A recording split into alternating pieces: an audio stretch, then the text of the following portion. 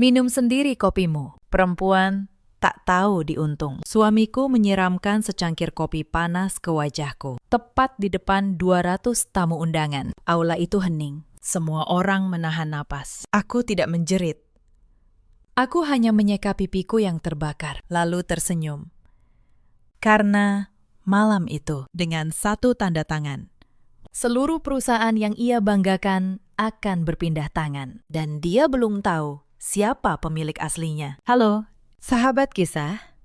Selamat datang kembali di kanal ini. Sebelum kita mulai, tekan tombol like dan subscribe. Lalu tulis di kolom komentar kalian menonton dari kota mana. Dukungan kalian membuat kanal ini terus bisa menghadirkan cerita yang menggugah. Terima kasih sudah menemani sampai akhir. Nama saya Larasati. Orang-orang memanggil saya Bu Laras. Usia saya 36 tahun. Saya pemilik sebuah jaringan kedai kopi yang sekarang punya 12 cabang di Jakarta dan Bandung. Namanya Kopi Senandika. Banyak orang mengira nama itu hanya merek biasa. Padahal di balik nama itu, ada 10 tahun keringat yang tidak pernah saya ceritakan pada siapapun. Semandika, dalam bahasa lama, artinya berbicara pada diri sendiri. Saya memilih nama itu karena di tahun-tahun tersulit, hanya pada diri sendiri saya bisa bicara. Tidak ada yang percaya seorang perempuan dengan modal 3 juta bisa membangun apapun. Dari luar, hidup saya tampak sempurna. Rumah di kawasan Pondok Indah, mobil di garasi, suami yang dikenal sebagai direktur muda yang sukses. Tetapi hanya saya yang tahu berapa banyak malam saya habiskan di dapur sempit sebuah kontrakan di Tebet, menyangrai biji kopi sampai subuh. Tangan saya melepuh karena wajan yang terlalu panas. Saya memulai semuanya sendirian. Dari satu gerobak kecil di pinggir jalan dengan modal tabungan 3 juta rupiah. Saya masih ingat tahun-tahun pertama itu. Saya bangun jam 3 pagi, menyangrai biji kopi sendiri.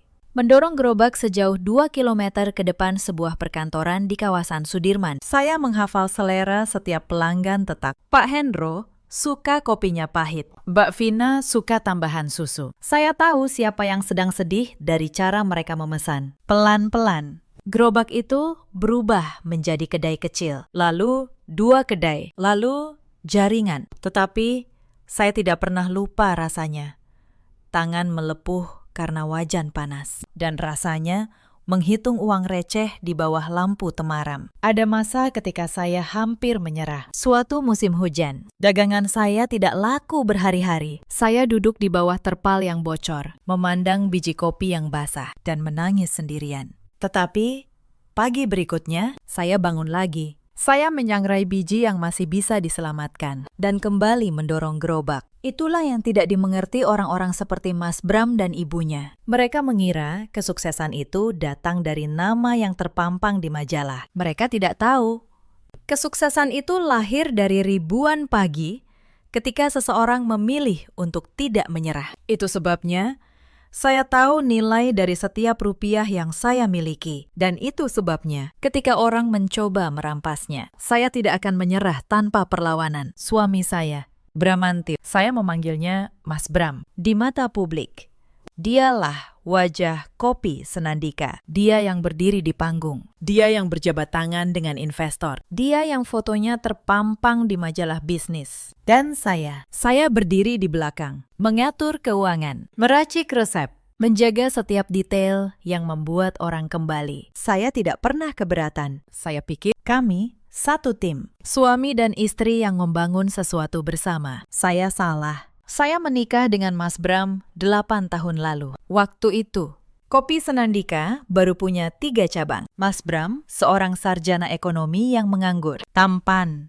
pandai bicara, dan tahu cara membuat saya merasa dicintai. Dia datang ke kedai saya hampir setiap hari, memesan kopi yang sama, duduk berjam-jam, hanya untuk mengobrol dengan saya. Saya, yang sepanjang hidup hanya mengenal kerja keras, akhirnya merasakan apa itu diperhatikan. Saya pikir itulah cinta. Sekarang saya tahu, dia hanya mengukur seberapa besar yang bisa ia ambil. Ibunya Bu Sukesi tidak pernah menyukai saya sejak awal. Di pertemuan pertama, beliau menatap saya dari ujung kaki sampai ujung kepala, lalu berkata pelan, "Anak penjual kopi keliling, Mas Bram bisa dapat yang lebih baik dari ini." Saya hanya tersenyum. Saya pikir waktu akan mengubah pandangannya. Saya salah lagi. Di hari pernikahan kami, Bu Sukesi tidak mau berfoto bersama keluarga saya. Beliau bilang, "Nanti saja, kalau sudah ada yang pantas difoto." Ibu saya,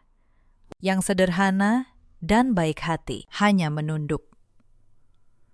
Saya menggenggam tangan beliau dan berbisik, "Tidak apa-apa, Bu. Yang penting kita bahagia." Tetapi di dalam hati ada luka kecil yang mulai tumbuh hari itu. Setelah menikah, saya membuat satu keputusan yang kelak menyelamatkan hidup saya. Saya menyimpan seluruh kepemilikan perusahaan atas nama saya sendiri. Setiap akta, setiap sertifikat, setiap rekening perusahaan tercatat atas nama Larasati. Bukan karena saya tidak percaya pada Mas Bram, tetapi karena seorang notaris tua yang membantu saya di awal pernah berpesan, "Bu Lara, apa yang dibangun dengan tangan sendiri, peganglah dengan tangan sendiri." Saya menuruti nasihat itu. Diam-diam, Mas Bram tidak pernah bertanya soal dokumen. Dia hanya peduli pada gelar direktur dan mobil yang ia kendarai. Tahun-tahun pertama berjalan baik. Bisnis tumbuh, cabang bertambah. Tetapi pelan-pelan sesuatu berubah. Perubahan itu dimulai dari hal-hal kecil. Mas Bram yang dulu bangga menyebut saya pendiri Kopi Senandika, lama-lama mulai mengganti kata itu. Di depan kolega, dia berkata, "Ini perusahaan saya." Istri saya bantu-bantu di dapur. Awalnya saya pikir itu hanya cara bicara. Saya membiarkannya. Tetapi Mas Bram mulai pulang larut. Bau parfum asing menempel di kemejanya. Ketika saya bertanya, dia menjawab dengan nada tinggi, seolah saya yang bersalah. "Kamu ini istri atau detektif?" bentaknya suatu malam. "Aku capek kerja. Pulang malah diinterogasi." Saya terdiam. Saya yang bekerja 14 jam sehari. Tiba-tiba dituduh tidak mengerti arti lelah. Bu Sukesi pindah ke rumah kami, katanya untuk menemani anaknya. Tetapi sejak hari itu, rumah saya sendiri terasa seperti rumah orang lain. Setiap pagi, Bu Sukesi duduk di meja makan dan mengomentari segalanya. "Kopimu terlalu encer, Laras." Istri yang baik itu di rumah, bukan sibuk mengurus toko. Pantas Mas Bram cari hiburan di luar. Di rumah saja tidak menyenangkan. Saya menelan semua kata itu demi rumah tangga yang saya kira masih bisa diselamatkan. Suatu hari, beliau bahkan memindahkan barang-barang saya dari kamar utama. "Kamu tidur di kamar belakang saja," katanya. Mas Bram butuh ruang untuk berpikir soal bisnis. Bisnis yang saya bangun, di rumah yang saya beli. Saya disuruh tidur di kamar belakang. Saya menurut, bukan karena lemah, tetapi karena saya sedang mengukur sampai sejauh mana mereka berani melangkah. Beberapa minggu berlalu seperti itu. Saya tidur di kamar belakang. Saya bekerja lebih keras dari siapapun di perusahaan. Lalu pulang ke rumah yang membuat saya merasa asing. Di meja makan, saya makan dalam diam. Sementara Bu Sukesi dan Mas Bram berbicara seolah saya tidak ada. Saya mulai merasa ada sesuatu yang mereka sembunyikan. Cara mereka berhenti bicara ketika saya masuk ruangan. Bisik-bisik yang terputus. Dokumen yang cepat-cepat disimpan. Saya tidak tahu persisnya apa. Tetapi naluri saya, naluri seorang perempuan yang sudah lama belajar membaca tanda, mengatakan badai sedang mendekat. Suatu malam, saya pulang lebih awal dari biasanya. Lampu ruang tamu menyala redup.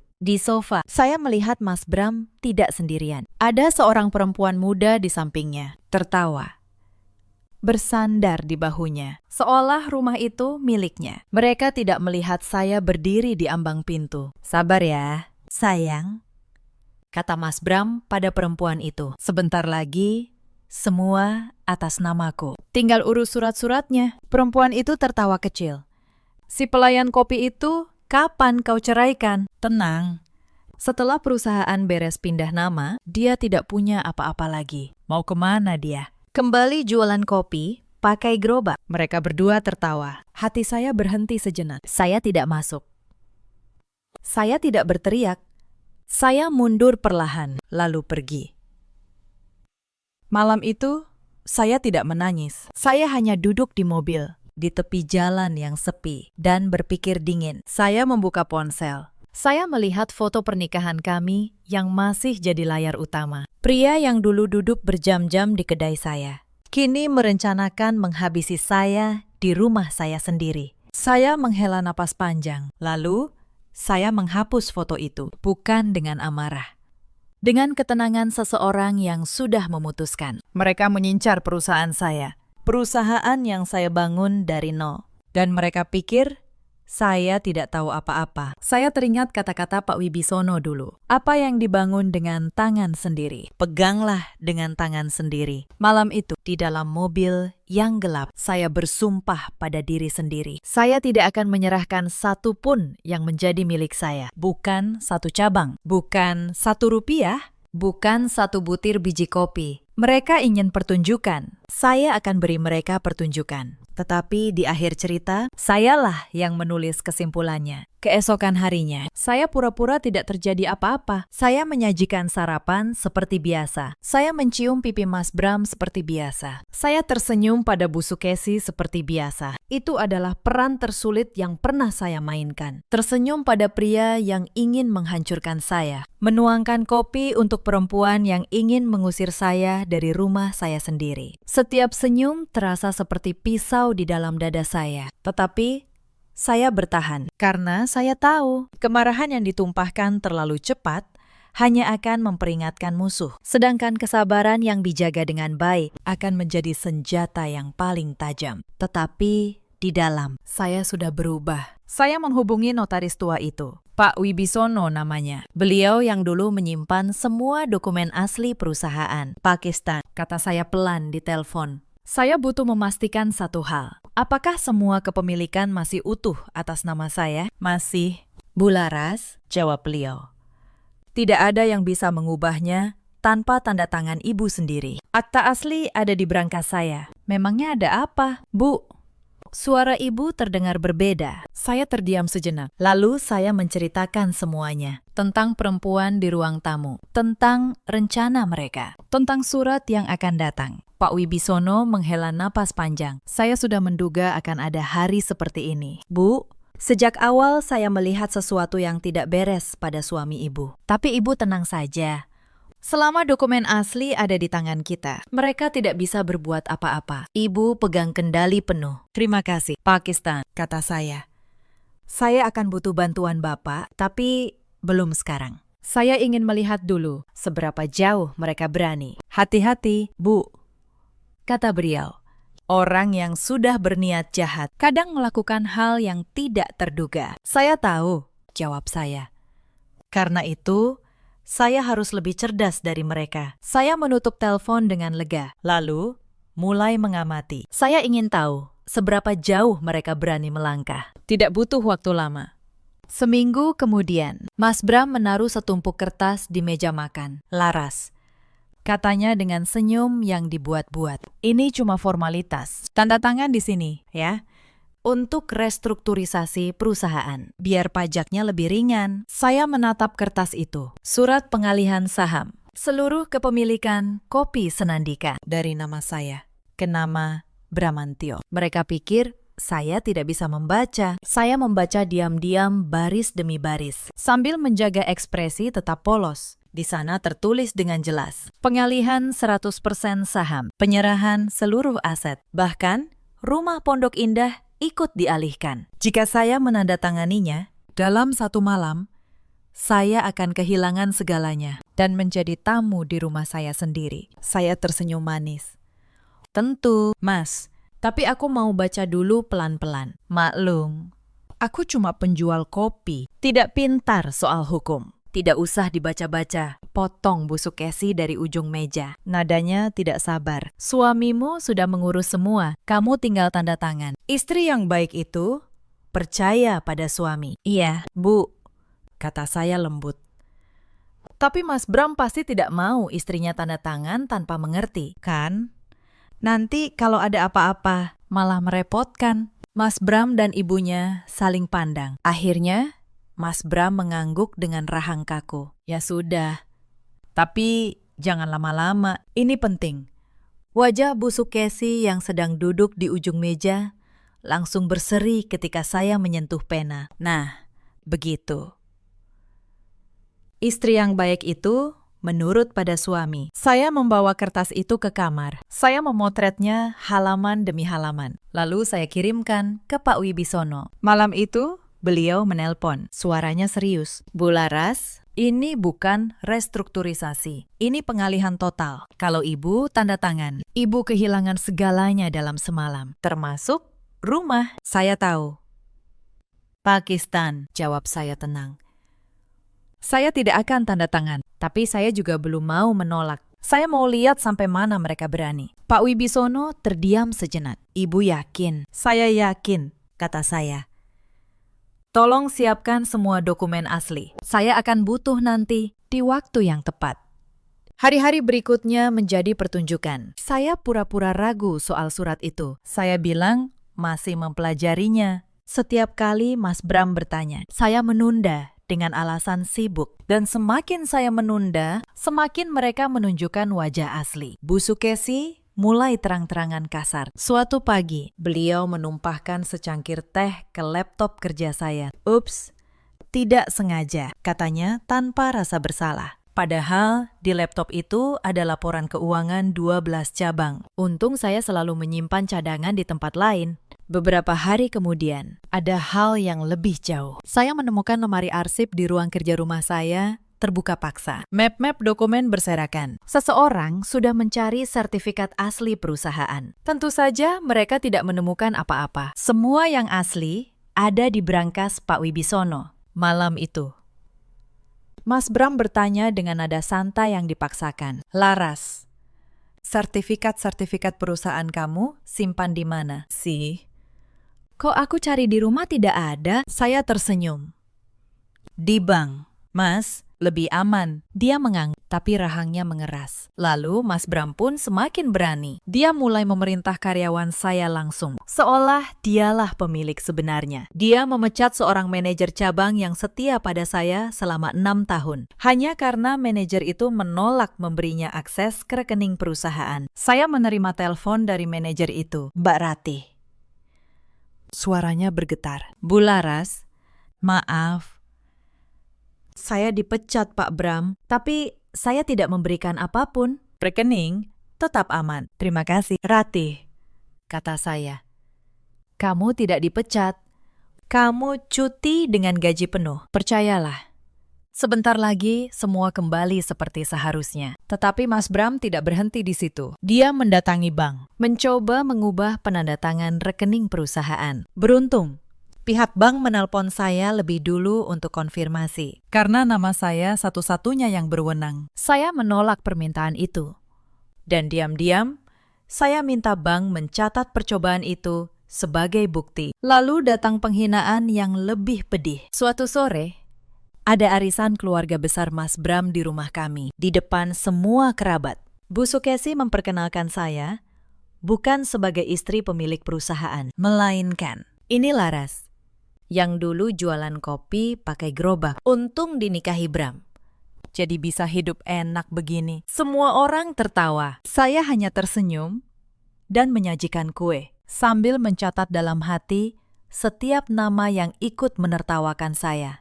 Mas Bram pun mulai membatasi uang saya. Dia menahan kartu perusahaan saya dengan alasan supaya pengeluaran lebih terkontrol. Saya, pemilik 12 cabang, harus meminta uang belanja pada suami saya seperti seorang pesuruh. Saya menurutinya karena saya tahu semakin mereka merasa menang, semakin lengah mereka. Tetapi puncak penghinaan datang seminggu kemudian. Mas Bram membawa Cynthia ke salah satu cabang kopi Senandika, cabang terbesar saya di kawasan Senopati. Dia memperkenalkan perempuan itu pada para barista sebagai calon nyonya pemilik baru. Salah satu barista yang sudah lama bekerja untuk saya diam-diam memvideokan kejadian itu dan mengirimkannya pada saya. Di video itu, Cynthia berjalan keliling cabang seperti seorang ratu, menyentuh meja-meja dan berkata, "Nanti kalau sudah jadi milikku, Semua dekorasi ini kuganti. Saya menonton video itu dengan tangan terkepal, tetapi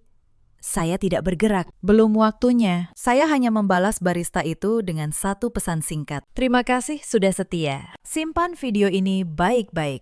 Sebentar lagi semua akan jelas. Lalu ada satu hal lagi yang membuat saya tahu mereka sudah melewati batas. Bu Sukesi mendatangi sekolah keponakan saya, anak dari adik perempuan saya, yang kebetulan tinggal dekat rumah kami. Beliau menyebarkan kabar bohong pada orang tua murid lain, bahwa keluarga saya adalah keluarga penipu yang kekayaannya dari hasil tipu-tipu. Adik saya menelpon sambil menangis. Mbak, kenapa mertua Mbak begitu jahat? Anak saya sampai dijauhi teman-temannya. Saat itu, sesuatu di dalam diri saya mengeras menjadi baja. Mereka boleh menyakiti saya, tetapi ketika mereka mulai menyakiti keluarga saya, kesabaran saya habis. Tunggu sebentar lagi, kata saya pada adik saya. Sebentar lagi, tidak akan ada yang berani menyentuh keluarga kita. Saya mencatat setiap pelanggaran, setiap perintah ilegal, setiap percakapan. Saya memasang perekam suara kecil di ruang tamu, bukan untuk balas dendam murahan, tetapi untuk bukti. Karena saya tahu, suatu hari mereka akan memberikan saya semua yang saya butuhkan dengan mulut mereka sendiri. Dan benar saja, suatu malam, dari kamar, saya mendengar percakapan di ruang bawah. Saya turun perlahan, berhenti di tengah tangga. Di tempat suara dari ruang tamu terdengar jelas, tetapi saya tidak terlihat.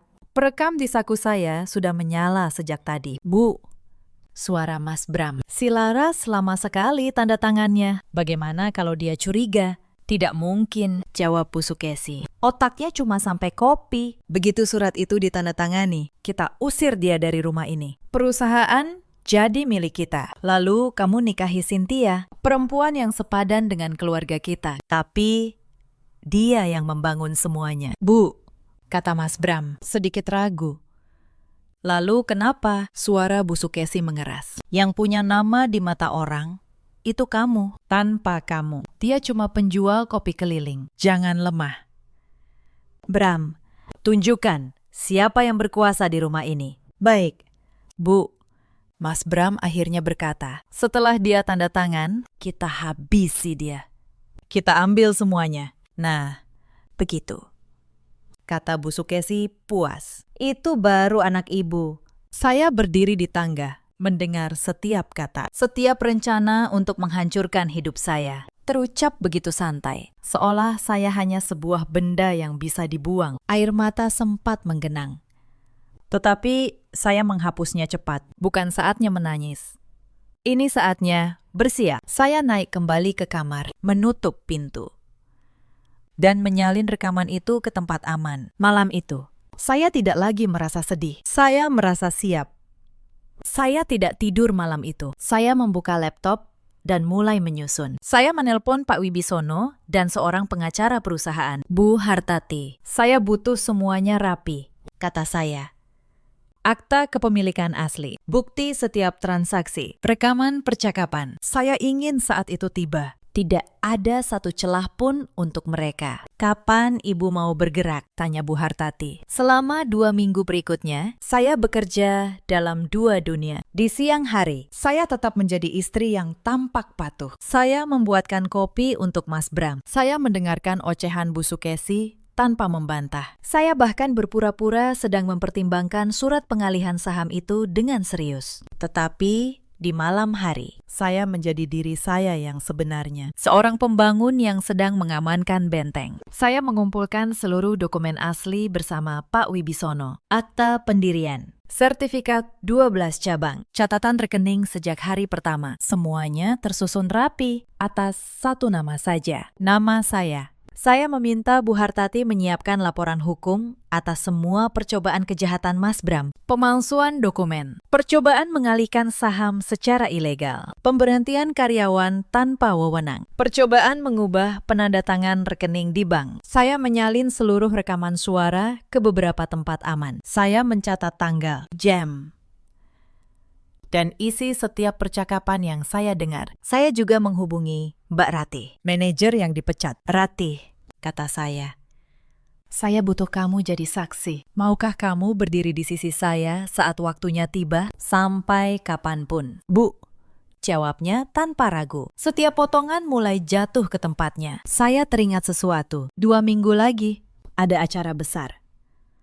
Peluncuran cabang ke-13 Kopi Senandika di sebuah hotel bintang 5. 200 tamu, investor, wartawan, mitra bisnis. Mas Bram yang merencanakan acara itu. Dia ingin tampil sebagai sang direktur di hadapan semua orang. Saya tersenyum tipis. Di acara peluncuran, kata saya. Saya ingin semuanya selesai di sana, di depan semua orang yang selama ini ia bohongi. Ibu yakin tidak mau menyelesaikan ini secara tertutup saja? Tanya Bu Hartati. Lebih bersih, tanpa keramaian. Tidak, jawab saya.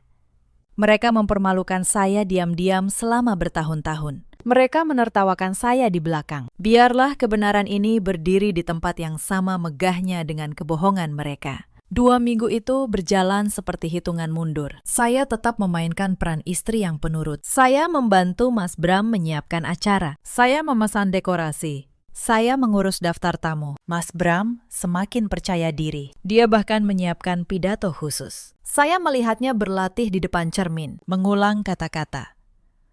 Mulai malam ini, era baru Kopi Senandika dimulai. Di bawah kepemimpinan saya berdiri di balik pintu, menonton.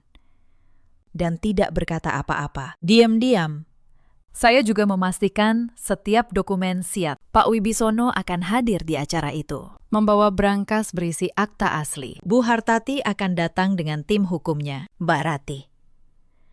Manajer yang dipecat akan kembali sebagai saksi. Saya mengatur agar mereka semua masuk dalam daftar tamu dengan jabatan yang tidak mencurigakan. Pak Wibisono terdaftar sebagai mitra investor. Bu Hartati sebagai konsultan. Tidak ada yang akan menebak peran mereka yang sebenarnya. Saya juga menyiapkan satu hal lagi. Sistem suara di aula. Saya memastikan rekaman yang saya simpan bisa diputar melalui pengeras suara utama dengan satu sentuhan di ponsel saya. Mas Bram tidak curiga sedikit pun. Dia terlalu sibuk membayangkan dirinya berdiri di panggung, dipuja semua orang. Bu Sukesi bahkan membelikan gaun baru untuk acara itu, supaya kelihatan seperti keluarga terhormat, katanya sambil tertawa. Kamu juga pakai yang bagus, Laras.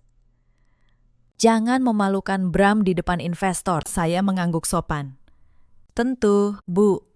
Saya akan pakai yang paling pantas. Saya memang akan memakai yang paling pantas untuk malam di mana semua topeng akan jatuh. Sehari sebelum acara, saya mengunjungi kedai pertama saya di Tebet sendirian. Saya berdiri di tempat dulu gerobak saya parkir. Saya menyeduh secangkir kopi dan meminumnya pelan-pelan. Saya teringat perempuan muda berusia 26 tahun yang dulu mendorong gerobak di tempat ini. Tangannya kasar, tabungannya tipis, tetapi matanya penuh harapan. Maaf, bisik saya pada bayangan diri saya yang dulu. Maaf, karena hampir membiarkan orang lain merampas semua yang kau perjuangkan. Tapi tidak lagi. Mulai besok, tidak akan ada lagi yang berani. Malam sebelum acara, Mas Bram menaruh surat pengalihan saham itu lagi di meja. Laras, katanya. Besok setelah acara, kita tanda tangani ini, ya. Sekalian merayakan. Anggap saja hadiah untukku. Saya mengangguk pelan. Baik. Mas, besok semuanya akan jelas. Dia tidak tahu betapa benarnya kata-kata saya. Hari acara tiba. Pagi itu, saya bangun lebih awal dari semua orang. Saya berdiri di depan cermin, memandang wajah saya sendiri. Wajah yang sudah terlalu lama menyimpan luka. Hari ini, bisik saya pada bayangan saya, semuanya berakhir. Saya memilih gaun berwarna merah marun. Bukan gaun mewah pemberian siapapun. Gaun yang saya beli dengan uang saya sendiri. Dari hasil keringat saya sendiri. Saya ingin berdiri malam ini sebagai diri saya, bukan sebagai bayangan siapa-siapa. Hotel itu megah, lampu kristal berkilau. 200 tamu memenuhi aula. Wartawan berdiri di sisi panggung dengan kamera siap. Mas Bram tampil dengan jas mahal. Dia berkeliling menyapa tamu. tersenyum lebar, menikmati setiap pujian. Bu Sukesi duduk di barisan depan, mengenakan gaun barunya, tersenyum bangga pada anaknya. Di pojok ruangan, tanpa banyak orang sadari, Pak Wibisono duduk tenang dengan tas hitam di pangkuannya. Bu Hartati dan 2 orang stafnya berdiri dekat pintu, berpura-pura sebagai tamu biasa. Mbak Ratih menunggu di belakang, di antara kerumunan. Saya menyapa beberapa investor dengan tenang. Beberapa dari mereka menatap saya agak bingung, seolah merasa pernah melihat nama saya di suatu tempat penting, tetapi tidak ingat di mana. Sebentar lagi, mereka akan ingat. Acara dimulai. Mas Bram naik ke panggung. Selamat malam, hadirin sekalian. Katanya lantang. Saya Bramantio, Direktur Kopi Senandika. Malam ini kita merayakan cabang ke-13 kami. Tepuk tangan menggema. Dia menikmati setiap detiknya. Dia berdiri di sana seperti raja yang memandang kerajaannya, tanpa tahu bahwa kerajaan itu tidak pernah miliknya. Lalu dia melanjutkan dengan nada yang membuat darah saya dingin. Dan saya ingin mengumumkan sesuatu yang istimewa. Mulai malam ini, akan ada perubahan kepemimpinan resmi di perusahaan kami. Sebuah era baru. Beberapa tamu bertepuk tangan. Sebagian saling pandang, bingung. Saya berdiri dari kursi saya di tengah aula. Tenang, semua mata mulai tertuju pada saya. Mas Bram, kata saya. Suara saya jernih memenuhi ruangan. Boleh saya bertanya satu hal di depan semua tamu kita? Wajah Mas Bram menegang sedikit, tapi dia tetap tersenyum. Tentu, sayang. Ada apa? Era baru yang Mas maksud, kata saya. Itu yang ada di surat pengalihan saham, yang Mas minta saya tanda tangani. Bukan. Suasana mulai berubah. Beberapa investor mengernyit. Mas Bram tertawa kaku. Laras. Ini bukan tempatnya membicarakan urusan rumah tangga. Justru ini tempat yang tepat, kata saya. Melangkah maju. Karena ini bukan urusan rumah tangga. Ini urusan perusahaan. Dan semua orang di sini berhak tahu kebenarannya. Saya berdiri di tengah aula. Semua mata tertuju pada saya. Mas Bram menatap saya dari panggung. Senyumnya mulai retak. Para investor yang terhormat, kata saya. Suara saya tenang, tapi menjangkau setiap sudut ruangan. Berapa banyak dari kalian yang pernah menandatangani kontrak dengan Kopi Senandika? Coba ingat. Nama siapa yang tertera sebagai pemilik di kontrak itu? Apakah nama Bramantio atau nama lain? Beberapa investor saling berpandangan. Seorang pria parubaya di barisan tengah berkata pelan, tapi cukup keras untuk didengar. Larasati, kontrak saya ditandatangani oleh Larasati. Gumaman mulai menjalar. Diameter. Mas Bram membentak dari panggung. Keringat mulai membasahi dahinya. Itu cuma urusan administrasi. Sayalah yang menjalankan perusahaan ini. Menjalankan, kata saya. Mas, siapa yang meracik setiap resep? Siapa yang mengatur keuangan 12 cabang? Siapa yang bangun jam 3 pagi selama bertahun-tahun? Sementara kamu tidur nyenyak. Wajahnya merah padam. Bukan karena malu, karena marah. Karena merasa dipermalukan di hadapan orang-orang yang selama ini memujanya. Bu Sukesi bangkit dari kursinya. Wajahnya merah. Lancang sekali kamu. Menantu tak tahu diri. Diam dan tahu tempatmu. Tempat saya. Saya menoleh padanya. Tenang. Tempat saya adalah di puncak semua yang saya bangun. Bu, dan tidak ada yang bisa mengubah itu, termasuk ibu. Itulah saat Mas Bram kehilangan kendali. Dia menyambar cangkir kopi dari meja panggung. Wajahnya penuh amarah, karena merasa dipermalukan di hadapan orang banyak. Minum sendiri kopimu, perempuan tak tahu diuntung, bentaknya. Lalu dia menyiramkan kopi panas itu ke wajah saya, tepat di depan 200 tamu undangan. Aula itu hening seketika. Ada yang berdiri, ada yang menutup mulut karena terkejut. Wartawan mengangkat kamera. Kopi panas itu membakar pipi saya, menetes ke gaun yang saya kenakan. Selama 1 detik, dunia terasa diam. Saya bisa mendengar embusan napas tamu-tamu yang terkejut. Saya bisa melihat kilatan kamera wartawan. Saya bisa merasakan panas kopi yang merembes di kulit saya. Dan di tengah semua itu, Ada satu hal yang sangat jelas di benak saya. Inilah momen yang selama ini saya tunggu. Bukan saya yang mempermalukan diri saya. Dialah yang baru saja menelanjangi dirinya sendiri di depan 200 saksi. Tetapi saya tidak menjerit, saya tidak menangis. Saya menyeka wajah saya perlahan dengan sapu tangan. Lalu saya menatap Mas Bram dan saya tersenyum. Senyum yang membuat seluruh ruangan merinding. "Terima kasih, Mas," kata saya pelan.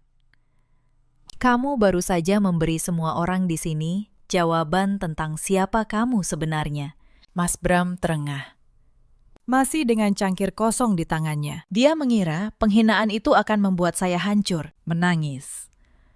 Lari dari ruangan. Dia tidak tahu, perempuan yang ia siram dengan kopi panas itu sudah lama berhenti takut padanya. Saya berbalik menghadap para tamu. Suara saya tegas, tidak bergetar sedikit pun. "Hadirin yang terhormat, izinkan saya memperkenalkan diri dengan benar. Nama saya Larasati. Dan sayalah pemilik tunggal Kopi Senandika sejak hari pertama sampai detik ini." Gumaman menyebar ke seluruh aula. Beberapa investor yang mengenal nama saya dari dokumen resmi langsung mengangguk. Mereka memang pernah bertanya-tanya, mengapa setiap kontrak penting selalu menunggu tanda tangan Larasati, bukan Bramantio? Mas Bram tertawa, panik. "Jangan dengarkan dia. Dia cuma istri saya. Saya direkturnya." "Direktur," kata saya, "tenang. Tunjukkan satu dokumen yang membuktikan kamu memiliki satu saham pun. Satu saja." "Mas," di depan semua orang ini, wajahnya membeku. Dia tidak punya apa-apa untuk ditunjukkan. Saat itulah Pak Wibisono berdiri dari pojok ruangan. Beliau berjalan tenang ke depan, membuka tas hitamnya, dan mengeluarkan setumpuk dokumen. "Saya Wibisono, notaris yang menangani seluruh akta Kopi Senandika sejak perusahaan ini didirikan," kata beliau. Suaranya berwibawa. "Saya bersaksi di hadapan semua yang hadir, 100% kepemilikan perusahaan ini. Setiap cabang, setiap rekening tercatat atas nama Ibu Larasati seorang. Saudara Bramantio tidak memiliki satu lembar saham pun. Tidak pernah." Beliau mengangkat akta asli, memperlihatkannya pada para tamu. Wartawan memotret dokumen itu. Wajah Mas Bram memucat. Bu Sukesi terhuyung ke kursinya. Bu Hartati melangkah maju, diikuti dua stafnya. "Saya Hartati, kuasa hukum Ibu Larasati." "Saudara Bramantio, kami memiliki bukti percobaan pengalihan saham secara ilegal melalui dokumen palsu. Pemberhentian karyawan tanpa wewenang, percobaan mengubah penandatangan rekening di bank, dan akses ilegal ke arsip perusahaan. Semua sudah kami dokumentasikan dan siap kami laporkan." Aula itu gempar. Para investor saling berbisik. Wajah mereka berubah dari bingung menjadi marah. Tetapi saya belum selesai. Saya mengeluarkan ponsel saya. Dan untuk para tamu yang masih ragu, izinkan saya memutar sesuatu. Suara ini direkam 2 minggu lalu di ruang tamu rumah saya. Saya menekan tombol putar. Suara Bu Sukesi menggema dari pengeras suara aula. "Begitu surat itu ditandatangani, kita usir dia dari rumah ini. Perusahaan jadi milik kita. Lalu kamu nikahi Cynthia. Tanpa kamu. Dia cuma penjual kopi keliling." Dan suara Mas Bram menyusul, jernih, tak terbantahkan. "Baik, Bu. Setelah dia tanda tangan, kita habisi dia. Kita ambil semuanya." Rekaman itu berhenti. Hening total. Lalu, aula meledak. Wartawan memotret tanpa henti. Para investor berdiri. Wajah mereka penuh kemarahan dan kekecewaan. Mas Bram jatuh terduduk di panggung. "Laras, Aku bisa jelaskan. Tidak ada yang perlu dijelaskan," kata saya.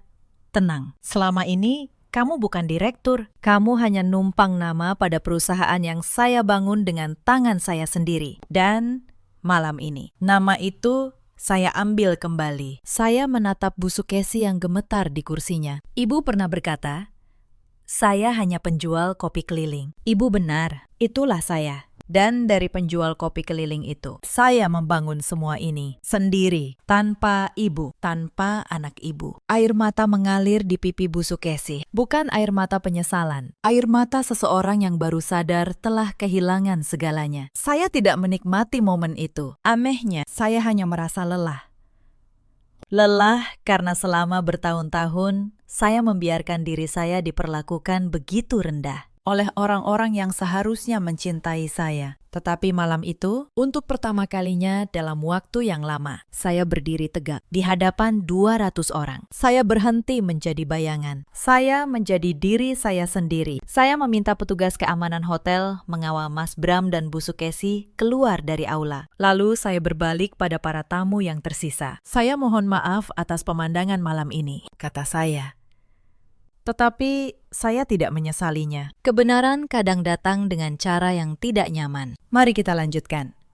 Karena malam ini, cabang ke-13 Kopi Senandika tetap resmi saya buka. Aula itu hening sejenak. Lalu, satu persatu, tamu mulai bertepuk tangan.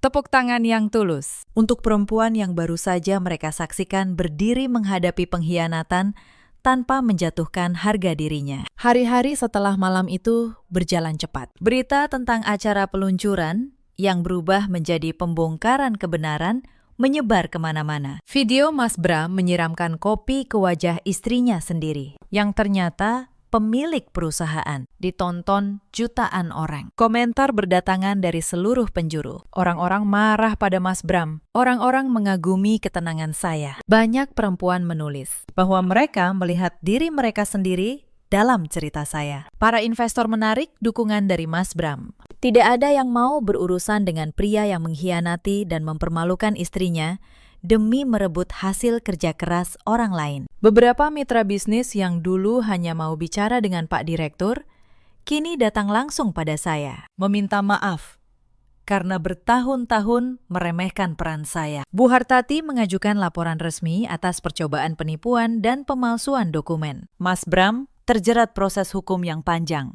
Pengacara yang ia sewa pun kesulitan karena bukti yang saya kumpulkan begitu lengkap dan rapi. Setiap percakapan, setiap dokumen, setiap percobaan tercatat dengan jelas. Cynthia, perempuan yang menunggu Mas Bram menceraikan saya, menghilang.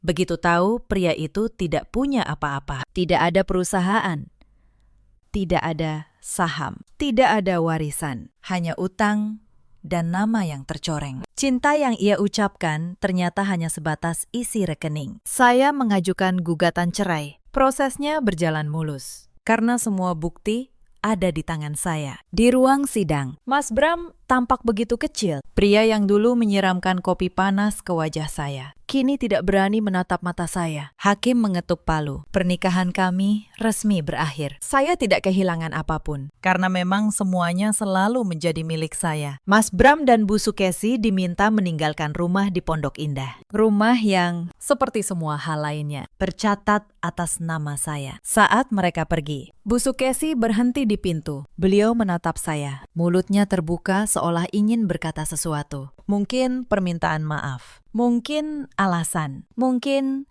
hanya keangkuhan terakhir. Saya tidak menunggu untuk tahu. Saya hanya berkata, hati-hati di jalan. Bu, jaga kesehatan. Lalu saya menutup pintu. Pelan. Tanpa amarah. Tanpa air mata. Hanya kelegaan seseorang yang akhirnya bebas. Mbak Ratih kembali bekerja sebagai manajer senior. Saya menaikkan jabatannya dan memberinya bonus atas kesetiaannya. Ibu yang dulu menyelamatkan saya dengan pekerjaan ini, katanya. Sekarang giliran saya berdiri untuk ibu. Pak Wibisono dan Bu Hartati, saya jadikan penasihat tetap perusahaan. Saya belajar dari kesalahan saya. Tidak ada lagi celah. Tidak ada lagi orang yang bisa merampas apa yang saya bangun. Dan Kopi Senandika, cabang ke-13 tetap dibuka. Bahkan setelah semua berita itu, penjualan justru meningkat. Orang-orang datang ingin mencicipi kopi buatan perempuan yang berani berdiri menghadapi pengkhianatan dengan kepala tegak. Saya membuka 2 cabang baru dalam 6 bulan. Saya juga memulai program pelatihan untuk perempuan-perempuan yang ingin memulai usaha sendiri. Saya ingin mereka tahu bahwa membangun sesuatu dengan tangan sendiri adalah kekuatan yang tidak bisa dirampas siapapun. Beberapa bulan kemudian, saya berdiri sendirian di cabang pertama saya. Kedai kecil di Tebet, tempat semuanya dimulai dulu. Saya menyeduh secangkir kopi untuk diri saya sendiri. Aromanya hangat, akrab. seperti pelukan lama. Saya duduk di kursi kayu tua yang sudah menemani saya sejak hari pertama. Saya memandang keluar jendela, ke jalan tempat dulu gerobak saya parkir. Banyak yang sudah berubah, tetapi satu hal tetap sama. Tangan ini, yang membangun semuanya, masih tangan saya sendiri. Di luar sana, ada banyak perempuan yang berada di posisi saya dulu. Bekerja keras, membangun sesuatu, lalu diremehkan oleh orang-orang terdekat yang seharusnya mendukung mereka. Diperlakukan seolah keberhasilan mereka adalah milik orang lain. Disuruh diam, disuruh menurut, disuruh berterima kasih atas perlakuan yang sebenarnya tidak pantas mereka terima. Cerita ini mengajarkan satu hal sederhana. Jangan pernah menyerahkan apa yang kamu bangun dengan tanganmu sendiri, hanya karena kamu takut kehilangan cinta yang sebenarnya tidak pernah ada. Dan jangan pernah menukar harga dirimu dengan kedamaian palsu di rumah tangga yang penuh kebohongan. Ada banyak suami di luar sana seperti Bramantio yang merasa berhak atas kerja keras pasangannya, hanya karena namanya yang dikenal orang, yang lupa bahwa di balik setiap pria yang berdiri di panggung, seringkali ada perempuan yang menyangga seluruh panggung itu dari belakang. Dan ada pula para ibu mertua seperti Bu Sukesi, yang mengira melindungi anaknya berarti menghancurkan menantunya. Padahal mereka sedang menggiring darah dagingnya sendiri menuju kehancuran. Karena kebencian yang ditanam pada orang lain, pada akhirnya tumbuh menjadi racun yang menghabisi keluarganya sendiri. Bramantio kini hidup dalam bayang-bayang kasus hukumnya, tanpa harta, tanpa nama. Kabarnya, dia bekerja serabutan, jauh dari kemewahan yang dulu ia banggakan. Bu Sukesi tinggal bersamanya di sebuah rumah kontrakan kecil di pinggir kota. Perempuan yang dulu menghina rumah kontrakan saya, kini menghabiskan hari tuanya di tempat yang sama. Cynthia tak pernah terdengar lagi. Dan saya bangkit, lebih kuat, lebih utuh, lebih bebas dari sebelumnya. Saya tidak lagi membangun untuk membuktikan apapun pada siapapun. Saya membangun karena saya mencintai apa yang saya kerjakan. Dalam hidup, kita selalu punya pilihan untuk diam dan menerima, atau berdiri dan mempertahankan apa yang menjadi hak kita, untuk membiarkan orang lain menulis akhir cerita kita, atau memegang pena itu sendiri. Saya memilih memegang pena saya sendiri. Dan saya harap kalian pun begitu. Karena pada akhirnya, harga diri bukanlah sesuatu yang diberikan orang lain pada kita. Harga diri adalah sesuatu yang kita pertahankan sendiri, bahkan ketika seluruh dunia menyuruh kita menyerah. Ceritakan kisah kalian di kolom komentar. Pernahkah kalian diremehkan oleh orang yang seharusnya berdiri di sisi kalian? Bagaimana kalian bangkit? Saya akan membaca setiap cerita kalian. Terima kasih sudah menemani sampai akhir. Sampai jumpa di kisah berikutnya. Malam itu, suami saya berdiri di depan pintu kamar bayi kami. Wajahnya datar. Lalu, dia berkata pelan, "Tidurlah di gudang belakang dulu. Nin, Ibu butuh kamar ini. Bayi saya baru berumur 12 hari. Jahitan di perut saya bahkan belum kering benar." Saya menatap pria yang saya nikahi 3 tahun lalu. Saya mencari secuil rasa bersalah di matanya. Tidak ada. Yang ada hanya kelelahan orang yang ingin masalah cepat selesai dengan cara mengorbankan saya, yang mereka semua lupa. Rumah megah 2 lantai di Pondok Indah itu bukan milik ibu mertua saya. Setiap meter perseginya saya yang bayar. Dan nama yang tercetak di sertifikat itu hanya satu. Nama saya. Halo, sahabat cerita.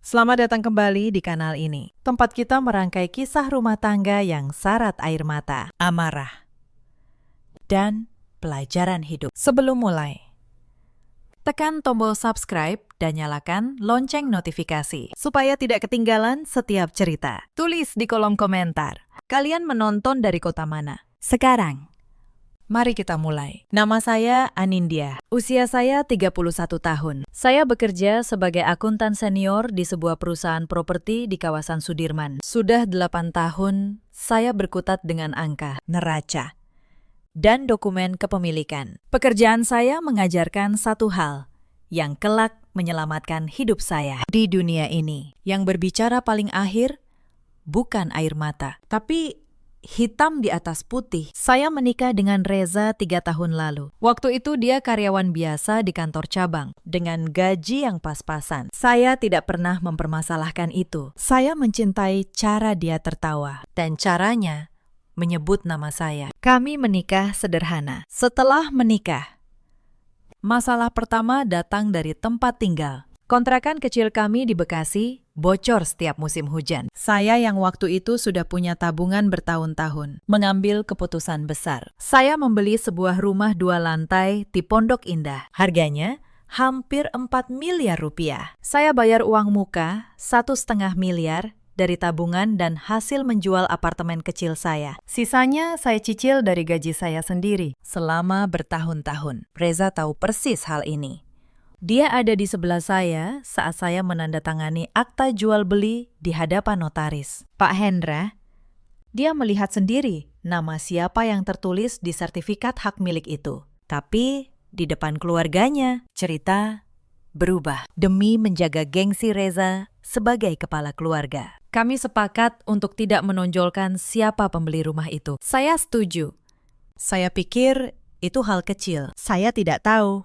Kesepakatan kecil itu kelak dipakai untuk menendang saya keluar dari rumah saya sendiri. Awalnya kami bahagia di rumah itu, sampai kabar kehamilan saya datang. Dan bersama kabar itu, datang pula ibu mertua saya, Bu Sukma. Bu Sukma berusia 62 tahun. Beliau datang dari kampung di Jawa Tengah. Katanya hanya ingin menemani saya selama hamil. Saya menyambutnya dengan tulus. Saya menyiapkan kamar tamu terbaik, lengkap dengan kasur baru, dan kipas angin yang ia minta. Tapi sejak hari pertama, tatapan Bu Sukma membuat saya tidak nyaman. Beliau berkeliling rumah, menyentuh tiap perabot, menimang tiap barang, seolah sedang menghitung harga. Lalu, ia berkata pada Reza, cukup keras agar saya dengar, rumah sebagus ini. Sayang kalau yang ngatur cuma anak orang lain. Saya pura-pura tidak mendengar. Saya pikir beliau hanya lelah setelah perjalanan jauh. Saya keliru. Itu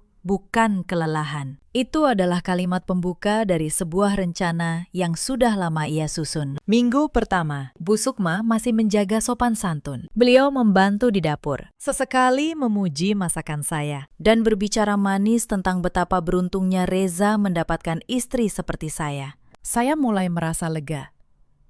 Mungkin firasat buruk saya keliru. Mungkin beliau memang ibu mertua yang baik, tapi keramahan itu hanya topeng. Begitu ia merasa cukup nyaman. Satu persatu, wataknya yang sebenarnya mulai terlihat. Awalnya hal-hal kecil. Beliau mengkritik cara saya menata rumah, memindahkan perabot sesuka hati, dan membuang barang-barang saya yang katanya tidak penting. Lalu, beliau mulai mengatur keuangan kami, bertanya, berapa gaji saya, berapa gaji Reza, dan kemana saja uang itu mengalir. Saya menjawab seadanya, sambil menyimpan kewaspadaan. Ada sesuatu dalam cara Bu Sukma bertanya tentang uang yang membuat saya tidak nyaman. Seolah ia sedang menaksir, bukan sekedar ingin tahu. Suatu pagi, saya terbangun dan mendapati kamar yang sudah saya siapkan untuk bayi kami telah berubah. Box bayi, lemari kecil berisi pakaian Arka, dan semua perlengkapan telah dipindahkan keluar, ditumpuk begitu saja di lorong. Bu Sukma berdiri di tengah kamar itu, mengukur-ukur dengan tangannya. Kamar ini bagus,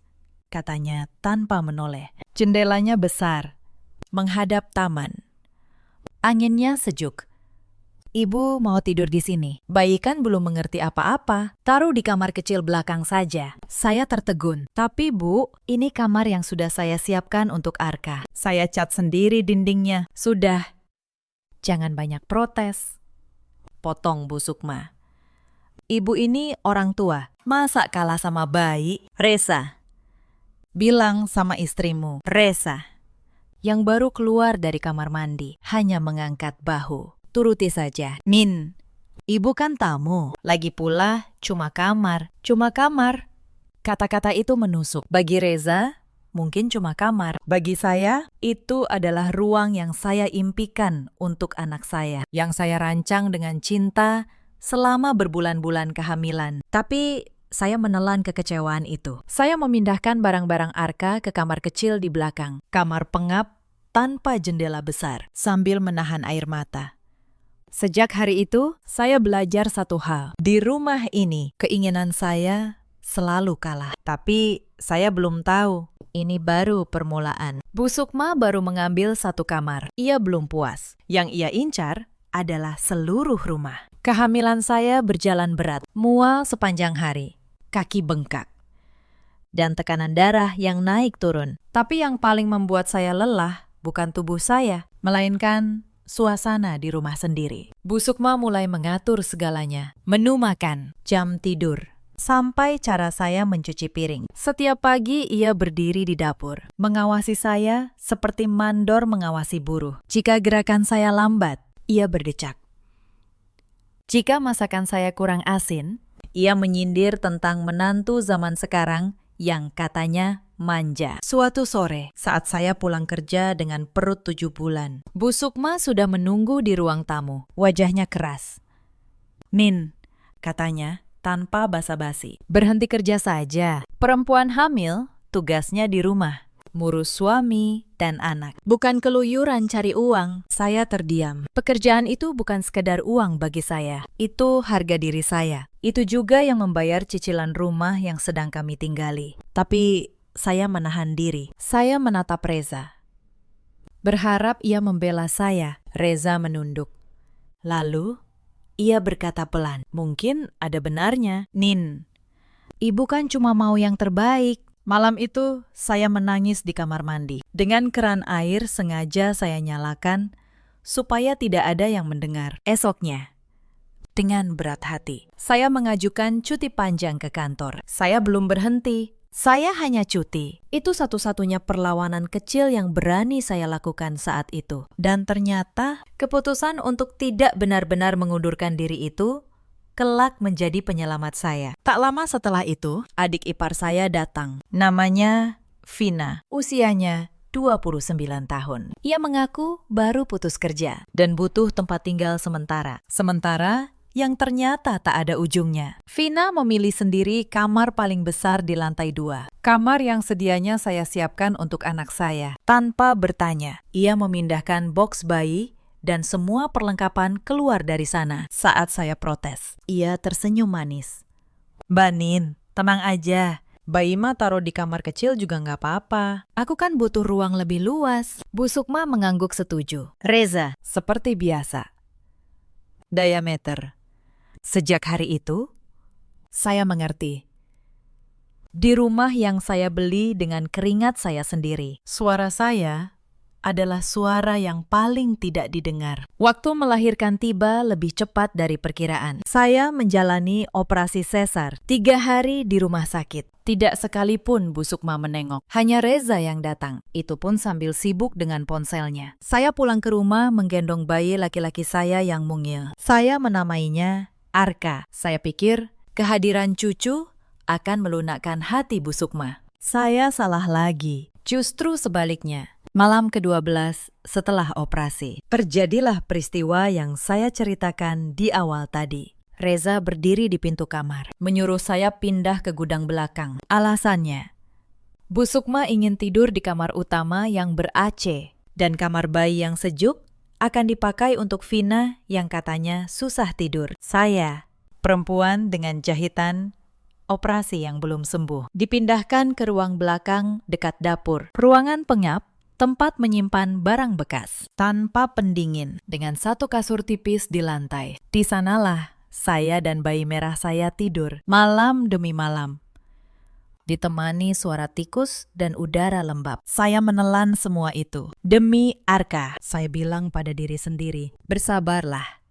Sebentar lagi. Tapi mereka membaca kesabaran saya sebagai kelemahan. Dan kelemahan di mata orang serakah adalah undangan untuk menindas lebih jauh. Begitu jahitan, saya mulai mengering. Peran saya di rumah itu berubah total. Saya bukan lagi menantu. Saya bukan lagi istri. Saya menjadi pembantu tanpa gaji. Setiap subuh saya bangun, menyiapkan sarapan untuk 4 orang dewasa, sebelum kemudian menyusui Arka. Siang hari, saya mencuci tumpukan pakaian satu keluarga dengan tangan. Karena Bu Sukma bilang, mesin cuci boros listrik. Sore hari, saya menyetrika, mengepel 2 lantai, dan memasak makan malam sesuai selera mereka. Malam hari, barulah saya bisa mengurus anak saya sendiri. Dengan tubuh yang nyaris remuk, Vina memperlakukan saya layaknya babu. Ia akan duduk di sofa, menonton televisi, lalu berteriak memanggil saya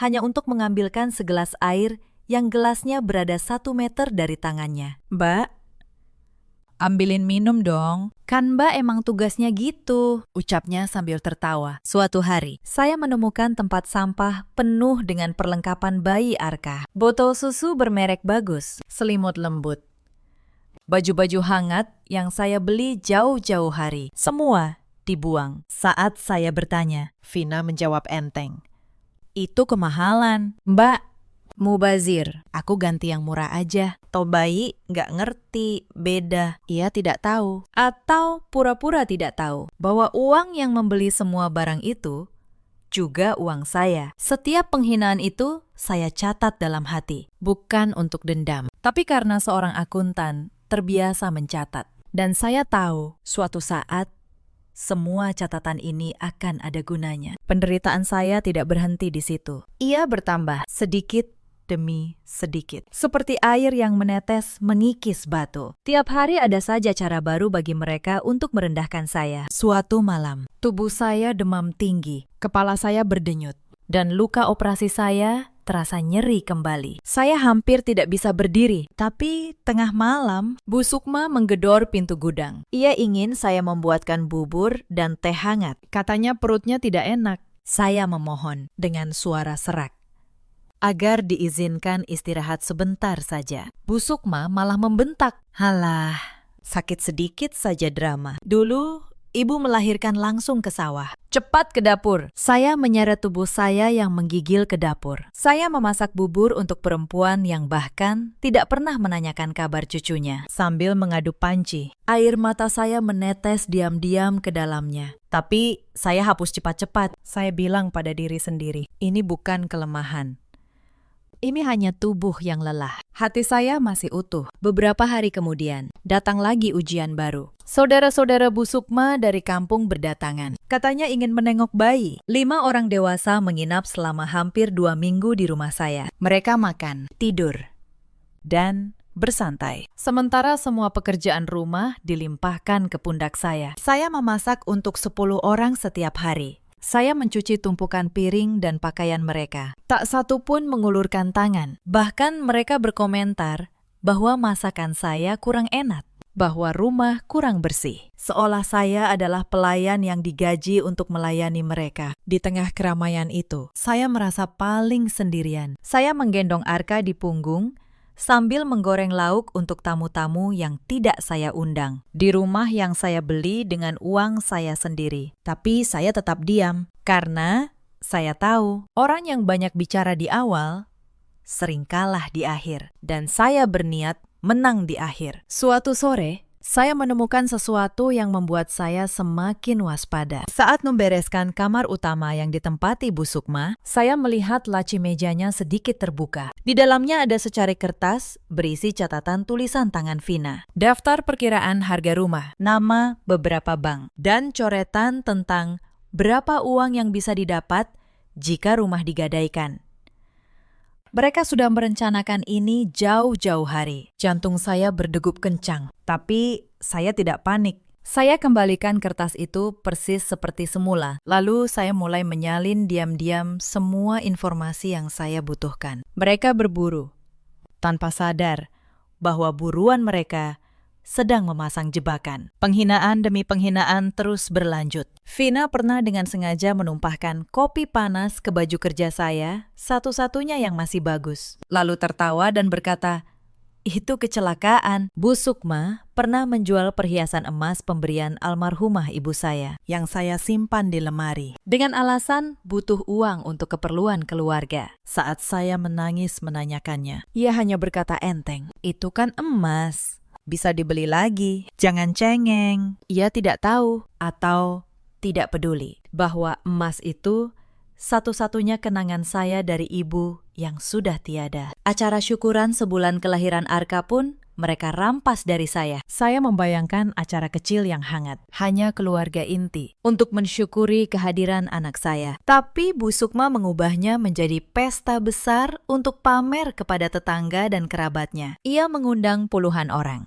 memesan catering mahal, dan menyuruh saya membayar semuanya dari uang saya. Di hari acara, Bu Sukma berdiri di depan tamu, menggendong Arka, dan berkata, "Ini cucu kebanggaan saya. Lihat, rumah kami sebesar ini. Rezeki keluarga kami memang berlimpah. Tidak sekalipun nama saya disebut. Saya, ibu kandung Arka, hanya berdiri di pojok dapur, sibuk mengisi ulang piring para tamu, seperti pelayan yang tidak dianggap. Di hari yang seharusnya menjadi milik saya dan anak saya. Saya menjadi orang asing di rumah saya sendiri. Tak lama setelah itu, Vina membawa pulang seorang pria yang ia sebut kekasihnya. Dan dengan santai mengizinkan pria itu menginap berhari-hari di rumah. Mereka berdua bersantai, memesan makanan, dan meninggalkan kekacauan yang harus saya bereskan. Saat saya menegur Vina dengan halus bahwa tidak pantas membawa pria menginap di rumah orang lain, ia balik membentak.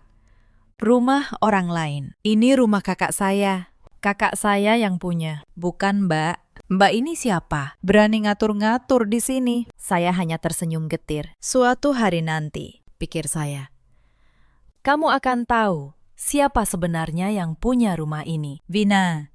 Dan saat itu tiba, kamu tidak akan bisa berkata apa-apa lagi. Setiap kehilangan itu menorehkan luka. Tapi setiap luka itu juga mengeraskan tekad saya. Saya bukan lagi perempuan rapuh yang dulu menangis di kamar mandi. Saya adalah perempuan yang sedang menunggu dengan sabar, sampai semua bukti terkumpul di tangan saya. Puncak keserakahan mereka muncul pada suatu malam di meja makan.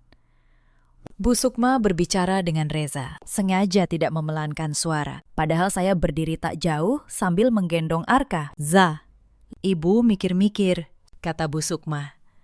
"Rumah ini kan kamu yang kepala keluarga. Tapi sertifikatnya kok atas nama istrimu? Itu nggak benar. Nanti kalau ada apa-apa, repot. Mendingan balik nama ke ibu saja, biar aman. Ibu kan orang tua, nggak mungkin macem-macem." Saya membeku. Jadi inilah tujuan akhirnya. Sejak awal, yang mereka incar bukan sekedar mengusir saya. Mereka mengincar rumah ini. Rumah yang seluruh nilainya saya bayar sendiri. Reza menoleh ke arah saya. "Nin, gimana? Ibu ada benarnya juga, biar nggak ada masalah ke depan." Saya menatap suami saya lama sekali. Lalu saya berkata dengan tenang, "Saya pikirkan dulu." "Mas." Bu Sukma mendengus. Dipikir-pikir, apalagi? Cuma tanda tangan kok susah amat? Atau jangan-jangan kamu mau menguasai harta anak saya sendiri, ya?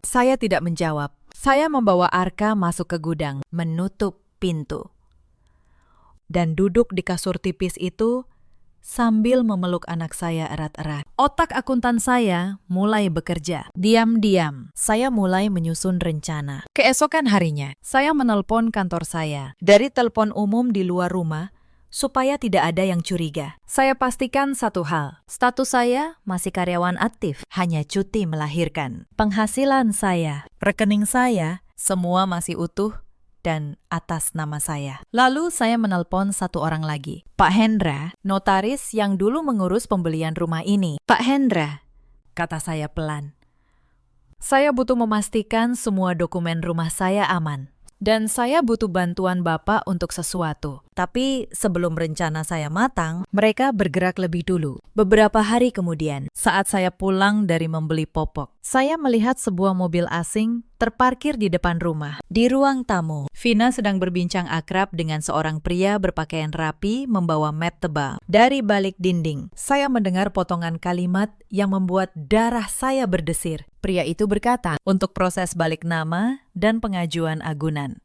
kami butuh tanda tangan pemilik sertifikat saat ini." "Bu, mereka bukan hanya ingin mengganti nama. Mereka ingin menjadikan rumah ini jaminan utang. Mereka ingin menggadaikan rumah saya, lalu menendang saya dan anak saya ke jalanan tanpa apa-apa." Malam itu, Bu Sukma masuk ke gudang tempat saya tidur. Di tangannya Ada map berisi surat-surat dan sebuah pulpen. Ia melempar map itu ke kasur saya. Tanda tangani semua, katanya dingin.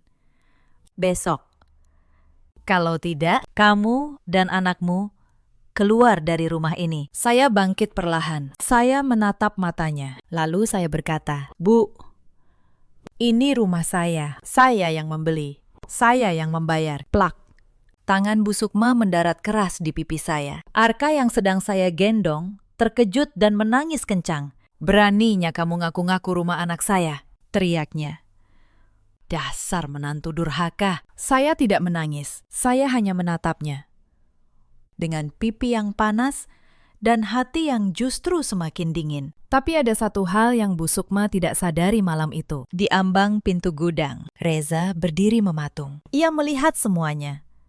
Ia melihat ibunya menampar istrinya. Ia melihat anaknya yang berumur 2 minggu menjerit ketakutan. Dan untuk pertama kalinya dalam 3 tahun, sesuatu di wajah suami saya itu retak. Malam itu, Reza tidak mengatakan apa-apa. Ia menarik ibunya keluar dari gudang dengan halus, lalu menutup pintu. Saya mendengar suara mereka berdebat lirih di lorong. Saya tidak bisa menangkap semua kata. Tapi saya mendengar Reza berkata satu kalimat yang tidak pernah ia ucapkan sebelumnya. Bu, sudah cukup.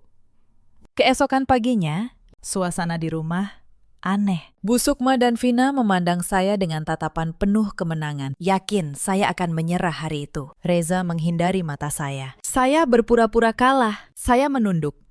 Saya menyiapkan sarapan seperti biasa. Saya berkata dengan suara lemah bahwa saya butuh waktu beberapa hari untuk mengurus surat-surat yang katanya mereka minta. Bu Sukma tersenyum puas. Nah, gitu dong. Dari awal nurut kan enak. Mereka mengira saya sedang menyiapkan dokumen untuk menyerahkan rumah. Padahal saya sedang menyiapkan dokumen untuk merebut kembali hidup saya. Selama 3 hari berikutnya, saya bergerak dalam diam. Saat semua orang tidur siang, saya menelpon Pak Hendra dan menjelaskan seluruh situasi. Sebagai notaris yang dulu menangani pembelian rumah, beliau memegang seluruh berkas asli, akta jual beli, bukti pembayaran, riwayat cicilan dari rekening saya, sampai sertifikat hak milik yang sah. Semua atas nama Anindya, hanya nama saya. Bu Anindya, kata Pak Hendra di telepon. Secara hukum, posisi ibu sangat kuat. Rumah ini 100% milik ibu. Tidak ada satupun pihak yang bisa membalik nama atau menggadaikannya tanpa tanda tangan asli ibu di hadapan saya. Dan saya tidak akan pernah memproses dokumen apapun yang ibu tidak setujui. Lalu beliau menambahkan sesuatu yang membuat saya menarik napas lega. Bahkan secara hukum, ibu berhak meminta siapapun yang tinggal di properti milik ibu untuk pergi. Jika mereka menolak, ibu bisa menempuh jalur resmi. Saya bisa siapkan surat-suratnya. Saya juga menghubungi kantor saya. Saya bicara dengan atasan saya, menjelaskan bahwa saya siap kembali bekerja kapan saja. Posisi saya aman, gaji saya utuh. Saya tidak pernah benar-benar kehilangan kemandirian saya. Saya hanya menyembunyikannya dan membiarkan mereka mengira saya tak berdaya. Pria yang membawa map tebal itu, yang ternyata seorang calo pengurusan kredit yang disewa Vina, datang lagi pada hari keempat. Kali ini, saya yang membukakan pintu. Saya menyambutnya dengan sopan, lalu berkata dengan tenang, "Maaf, Pakistan, saya pemilik sah rumah ini. Sertifikat atas nama saya. Saya tidak pernah dan tidak akan pernah menyetujui pengajuan agunan apapun. Jika Bapak melanjutkan, Bapak bisa terseret kasus pemalsuan. Sebaiknya Bapak pergi." Wajah pria itu langsung pucat. Ia menatap Vina yang berdiri kaku di belakang saya, lalu buru-buru mengambil tasnya dan pergi tanpa pamit. Vina ternganga. "Mbak ngomong apa barusan?" Suaranya bergetar. Saya hanya tersenyum tipis. "Nanti kamu akan tahu." Vin, itulah awal dari runtuhnya semua rencana mereka. Tapi saya belum selesai. Saya menunggu satu momen yang tepat. Momen di mana semua orang yang pernah menghina saya berkumpul di satu ruangan. Dan momen itu datang akhir pekan berikutnya, saat Bu Sukma mengadakan acara arisan keluarga besar di rumah. Rumah saya, Sabtu siang itu. Rumah dipenuhi sanak saudara dari pihak Bu Sukma. Ada para bibi, om, sepupu Reza, dan beberapa tetangga lama dari kampung. Bu Sukma berdandan rapi, memamerkan rumah megah itu kepada semua tamu. Seolah itu adalah istananya sendiri. Ia berkeliling, menunjuk lampu kristal, sofa kulit, dan lantai marmer, sambil berkata dengan bangga, "Ini semua hasil jerih payah keluarga kami. Anak saya, Reza, memang hebat."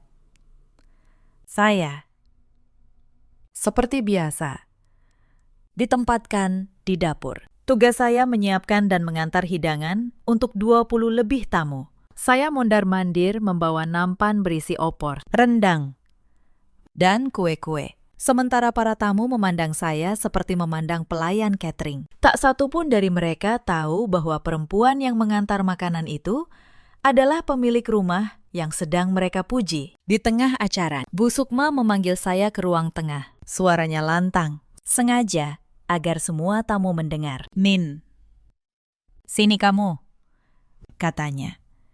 Ia memegang map berisi surat-surat balik nama itu di tangannya. "Kebetulan semua keluarga ada di sini, biar jadi saksi. Hari ini kamu tanda tangani surat penyerahan rumah ini ke nama ibu. Sebagai menantu yang baik, kamu harus tahu diri. Rumah ini milik anak saya, dan kamu cuma numpang." Ruangan hening. Semua mata tertuju pada saya. Beberapa bibi mulai berbisik, menatap saya dengan pandangan menghakimi. Salah satu dari mereka berkata cukup keras, "Iya, menantu mah harusnya nurut sama mertua, jangan rakus." Vina berdiri di samping ibunya, melipat tangan, menyeringai penuh kemenangan. Ia yakin pertunjukan ini akan mempermalukan saya di depan seluruh keluarga. Saya berdiri diam beberapa saat. Saya meletakkan nampan yang saya bawa di atas meja dengan perlahan. Lalu, saya melepas celemek dapur yang melekat di tubuh saya, melipatnya rapi, dan meletakkannya di kursi. Gerakan tenang itu entah mengapa membuat ruangan semakin sunyi. "Baik, Bu," kata saya dengan suara jernih. "Saya akan jelaskan soal kepemilikan rumah ini di depan semua keluarga, supaya semuanya jadi saksi. Seperti permintaan ibu." Bu Sukma tersenyum lebar, mengira saya menyerah. "Nah, gitu dong.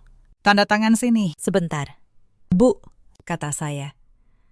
Saya berjalan menuju gudang, tempat saya tidur selama ini, dan kembali membawa sebuah map coklat tebal yang sudah saya siapkan. Saya berdiri di tengah ruangan, menghadap semua orang. "Sebelum saya tanda tangan apapun," kata saya, "izinkan saya tunjukkan beberapa dokumen, supaya tidak ada kesalahpahaman di kemudian hari." Saya membuka map itu. Lembar pertama saya angkat tinggi-tinggi agar semua bisa melihat. "Ini sertifikat hak milik rumah ini. Silakan dibaca nama pemiliknya. Tertulis jelas, Anindya. Itu nama saya." Bisik-bisik mulai terdengar di ruangan. Bu Sukma berhenti tersenyum. Saya mengangkat lembar kedua. "Ini akta jual beli dari notaris Pak Hendra 3 tahun lalu. Ditandatangani oleh saya sebagai pembeli. Reza ada di sana sebagai saksi. Dia tahu persis." Saya mengangkat lembar ketiga, keempat, kelima.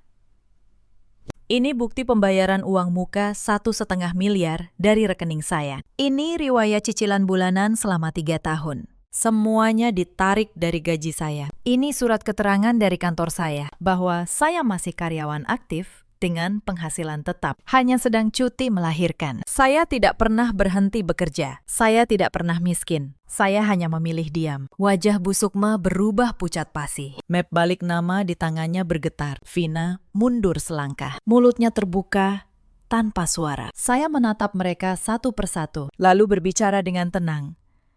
Namun setiap kata terdengar jelas di seluruh ruangan. "Jadi, mari kita luruskan. Rumah yang ibu banggakan ini bukan milik Reza, bukan milik ibu. Setiap rupiah harganya saya yang bayar. Selama berbulan-bulan, saya, pemilik sah rumah ini, tidur di gudang dekat dapur dengan jahitan operasi yang belum kering. Saya dijadikan pembantu di rumah saya sendiri. Saya ditampar di rumah saya sendiri. Dan hari ini saya disuruh menyerahkan rumah saya sendiri di depan semua orang. Tidak ada yang berani bersuara. Para bibi yang tadi menghakimi saya kini menunduk, malu. Suasana arisan yang meriah berubah menjadi sidang yang mencekam. Bu Sukma mencoba menyelamatkan muka. Ini pasti surat palsu. Kamu bikin-bikin dokumen ini untuk menipu keluarga kami. Tepat saat itu, bel pintu berbunyi. Saya sudah mengaturnya. Saya berjalan membuka pintu. Dan masuklah Pak Hendra, notaris itu. Dengan tas kerjanya. Beliau adalah orang yang sangat dihormati. Dan kehadirannya langsung membuat semua tamu terdiam. Selamat siang, kata Pak Hendra sopan. Saya Hendra, notaris yang menangani pemberian rumah ini 3 tahun lalu. Saya diminta Ibu Anindya untuk menjelaskan status hukum properti ini. Beliau menatap Bu Sukma. Dokumen yang ditunjukkan Ibu Anindya tadi 100% asli dan sah. Saya sendiri yang mengeluarkannya. Rumah ini adalah milik tunggal dan sah Ibu Anindya. Tanpa persetujuan tertulis, beliau di hadapan saya. Tidak ada seorang pun yang punya hak hukum atas rumah ini, termasuk suami maupun mertuanya. Pak Hendra membuka tasnya, mengeluarkan 1 dokumen lagi, dan meletakkannya di meja. Dan ini, katanya, adalah surat permintaan resmi dari pemilik sah, agar pihak-pihak yang tinggal di sini tanpa izin meninggalkan properti dalam waktu yang ditentukan. Secara hukum, ini sepenuhnya hak Ibu Anindya. Ruangan meledak dalam keheningan yang berat. Bu Sukma terhuyung dan jatuh terduduk di sofa. Wajahnya yang tadi penuh kebanggaan kini abu-abu. Seperti orang yang baru kehilangan segalanya dalam 1 detik. Vina menangis. Bukan menangis menyesal, melainkan menangis panik karena rencananya hancur total. Dan di tengah semua kekacauan itu, Reza melangkah maju.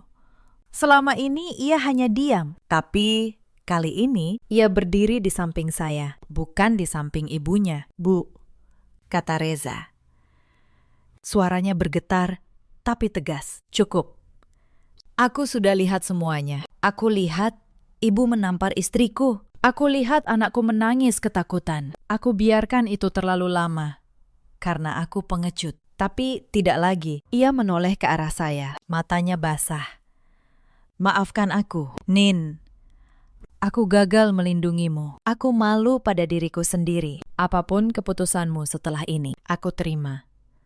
Bu Sukma menatap anaknya dengan tidak percaya. Reza, kamu bela perempuan itu daripada ibumu sendiri. Reza menjawab dengan kalimat yang menutup seluruh perdebatan. Aku tidak membela siapa-siapa. Bu, aku cuma berhenti membela yang salah. Bu Sukma tidak menyerah begitu saja. Ia bangkit dari sofa. Suaranya meninggi. Mencoba mengembalikan kekuasaan yang baru saja runtuh di hadapannya. Ibu ini yang melahirkanmu, Reza. Ibu yang membesarkanmu. Sekarang gara-gara perempuan ini, kamu lupa diri. Anak durhaka. Reza diam sejenak. Lalu ia berkata dengan suara yang tenang namun penuh luka. Bu, justru karena ibu yang membesarkan aku tahu. Ibu sebenarnya tidak seperti ini. Tapi entah sejak kapan, yang ibu pikirkan cuma harta. Ibu menyuruh aku mengambil rumah istriku. Ibu menyuruh aku menyakiti perempuan yang sudah memberi aku anak. Apa itu yang ibu sebut kasih sayang seorang ibu? Aku lebih malu lagi, karena selama ini aku menurutinya. Ia menoleh ke arah Vina. Dan kamu, Vin, kamu pikir aku tidak tahu rencanamu menggadaikan rumah ini? Aku tahu. Aku cuma terlalu pengecut untuk mengakuinya. Tapi hari ini selesai sudah. Vina yang terpojok mencoba berbalik menyerang. Mas Reza juga sama saja. Selama ini Mas diam saja waktu kami memperlakukan dia begitu. Sekarang sok jadi pahlawan. Kalimat itu menampar Reza tepat di hati. Karena itu benar. Ia menundukkan kepala, lalu menatap saya dengan mata yang basah. Vina benar. Nin, aku sama bersalahnya dengan mereka. Mungkin lebih bersalah karena aku suamimu dan aku membiarkanmu menderita. Aku tidak minta kamu memaafkan aku sekarang. Aku cuma minta kesempatan untuk memperbaiki semuanya. Pelan-pelan. Ruangan kembali hening. Pak Hendra yang berdiri sebagai saksi memecah keheningan dengan suara yang berwibawa. Saya rasa semuanya sudah jelas. Secara hukum, rumah ini milik Ibu Anindya. Apapun keputusan keluarga setelah ini, hak kepemilikan tidak bisa diganggu-gugat. Saya hanya menjalankan tugas saya untuk memastikan keadilan ditegakkan sesuai dokumen yang sah. Saya menatap seluruh ruangan. Orang-orang yang beberapa jam lalu memandang saya sebagai pembantu, kini menatap saya dengan campuran rasa malu dan hormat. Saya tidak merasa menang, saya hanya merasa lega. Seperti orang yang akhirnya bisa meletakkan beban berat yang telah ia pikul terlalu lama. Saya berjalan mendekati Bu Sukma yang terduduk lemas. Saya tidak berteriak. Saya tidak membalas semua hinaannya. Saya hanya berkata pelan, "Bu, saya tidak pernah berniat merebut apapun dari Ibu. Saya hanya mempertahankan apa yang memang milik saya dan milik anak saya. Seandainya Ibu memperlakukan saya dengan hormat, rumah ini akan selalu terbuka untuk Ibu. Tapi Ibu memilih jalan lain." Bu Sukma tidak menjawab. Ia hanya menunduk dengan air mata yang menetes ke lantai marmer yang tadi ia banggakan sebagai miliknya. Acara arisan itu bubar dalam diam. Para tamu pergi satu persatu. Sebagian menundukkan kepala saat melewati saya. Beberapa bahkan berbisik minta maaf. Bibi yang tadi menyebut saya rakus berhenti di depan saya, menggenggam tangan saya, dan berkata lirih, "Maafkan kami. Nak, kami salah menilaimu." Saya tidak mengusir Bu Sukma dan Vina malam itu juga. Saya bukan orang seperti mereka. Saya memberi mereka waktu 1 minggu untuk berkemas dan pergi. Selama 1 minggu itu, suasana rumah terbalik total. Tidak ada lagi teriakan memanggil saya. Tidak ada lagi perintah. Bu Sukma mengurung diri di kamar. Vina berjalan mengendap-endap, takut bertemu pandang dengan saya. Yang menarik, justru di minggu terakhir itulah saya melihat watak asli Vina yang sesungguhnya. Suatu malam, saya tidak sengaja mendengar Vina dan Bu Sukma bertengkar hebat di kamar. "Ini semua gara-gara Ibu," teriak Vina pada ibunya sendiri. Ibu yang bilang rumah ini gampang diambil. Ibu yang janji aku bakal dapat bagian. Sekarang aku nggak dapat apa-apa, malah harus angkat kaki. "Vina, jaga mulutmu sama Ibu," balas Bu Sukma. "Jaga apa? Selama ini aku nurut sama Ibu, cuma karena Ibu janji harta. Kalau nggak ada untungnya, ngapain aku ngurusin Ibu? Cari aja anak Ibu yang lain buat numpang." Saya berdiri di balik pintu, dan untuk pertama kalinya, saya merasakan sesuatu yang aneh. Bukan kepuasan, melainkan rasa iba. Bu Sukma menghabiskan seluruh tenaganya untuk menyingkirkan saya, menantu yang sebenarnya menghormatinya, demi membela Vina. Putri yang ternyata hanya mengincar hartanya. Karma datang lebih cepat dari yang saya kira, dan datang dari arah yang paling tidak ia duga, dari darah dagingnya sendiri. Di hari mereka pergi, Bu Sukma berdiri di depan pintu dengan koper di tangan. Wajahnya tua sekali. Jauh lebih tua dari usianya. Ia menatap saya, dan untuk pertama kalinya, tidak ada kebencian di matanya, hanya penyesalan. "Nin," katanya parau. "Ibu? Ibu salah." Saya menatapnya. Saya bisa saja membalas dengan kata-kata pedas, tapi saya tidak. "Iya, Bu," kata saya. "Tenang, Ibu salah. Tapi yang lebih menyakitkan buat Ibu bukan saya, tapi orang yang Ibu bela mati-matian selama ini. Pulanglah, Bu. Jaga kesehatan."